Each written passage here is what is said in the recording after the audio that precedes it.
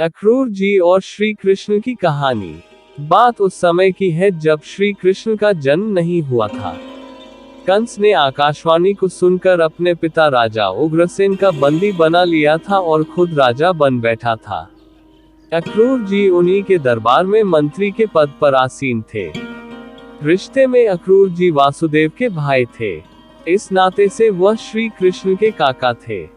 इतना ही नहीं, अक्रूर जी को श्री कृष्ण अपना गुरु भी मानते थे।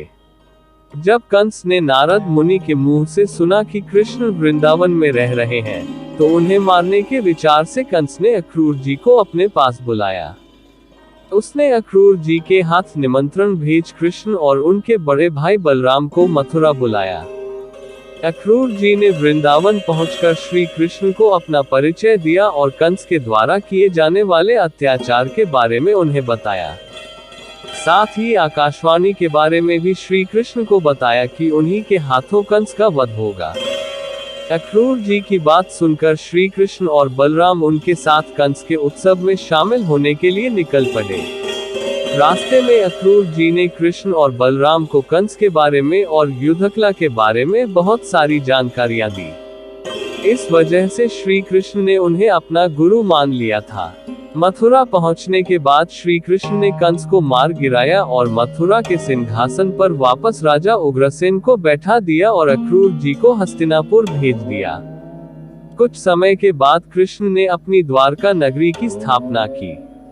वहां पर अक्रूर जी पांडवों का संदेश लेकर आए कि कौरवों के साथ युद्ध में उन्हें आपकी सहायता चाहिए। इस पर कृष्ण ने पांडवों का साथ दिया, जिससे वो महाभारत का युद्ध जीत सके। कहा जाता है कि अक्रूर जी के पास एक स्यमंतक नामक मणि थी। वह मणि जिसके पास रहती थी, वहां पर कभी भी अकाल नहीं पड़ता था। महाभारत के युद्ध के बाद अक्रूर जी श्री कृष्ण के साथ द्वारका आ गए थे। जब तक अक्रूर जी द्वारका में रहे, तब तक वहां खेतों में अच्छी फसल होती रही, लेकिन उनके जाते ही वहां अकाल पड़ गया। इसके बाद श्री कृष्ण के आग्रह पर अक्रूर जी वापस द्वारका आए और नगरवासियों के सामने स्यमंतक मणि दिखाई, जिसके बाद श्री कृष्ण पर लगा स्यमंतक मणि की चोरी का आरोप गलत साबित हुआ। बताया जाता है कि इसके कुछ समय के बाद अक्रूर जी ब्रह्म तत्व में लीन हो गए थे।